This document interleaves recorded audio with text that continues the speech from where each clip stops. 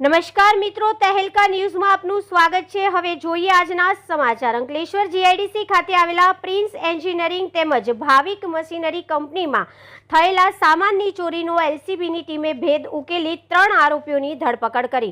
Bharuch crime બ્રાન્ચની ટીમે અગાઉ ઘરફોડ ચોરીના ગુનામાં પકડાયેલા આરોપી દિનેશ ઉર્ફે વસાવા પર વોચ રાખી હતી। તે દરમિયાન અંગત બાતમીદારથી બાતમી મળી હતી કે અંકલેશ્વર જીઆઈડીસીમાં યોગી એસ્ટેટમાં 2 ઈસમો શંકાસ્પદ ની પાઇપ તથા પ્લેટ સગે વગે કરી રહ્યા છે। જે બાતમીના આધારે પોલીસે તપાસ કરતા પ્રિન્સ એન્જિનિયરિંગની દિવાલ પાછળ 2 ઈસમો મળી આવ્યા હતા। તેઓ પાસેથી પોલીસે ચોરીનો સામાન અને મોપેડ કબજે કર્યા હતા। આ મામલામાં ઝડપાયેલા આરોપી દિનેશ વસાવાની આકરી પૂછતાછમાં તેને ભાવિક એન્જિનિયરિંગ કંપનીમાં ચોરી કરી હોવાની પણ કબૂલાત કરી હતી।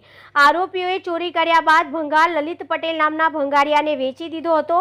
પોલીસે ભંગારિયાની ધરપકડ કરી તેની પાસે ચોરીમાં ગયેલા એસેસનો અલગ અલગ મુદ્દામાલ કે જેની આશરે કિંમત 75,000 અને એસેસનો અન્ય મુદ્દામાલ કે જેની આશરે કિંમત 28,000 તથા ચોરી કરવા માટે ઉપયોગમાં લીધેલ મોપેડ કે જેની આશરે કિંમત 50,000 ગણીને કુલ 1,53,000નો મુદ્દામાલ કબજે કર્યો હતો।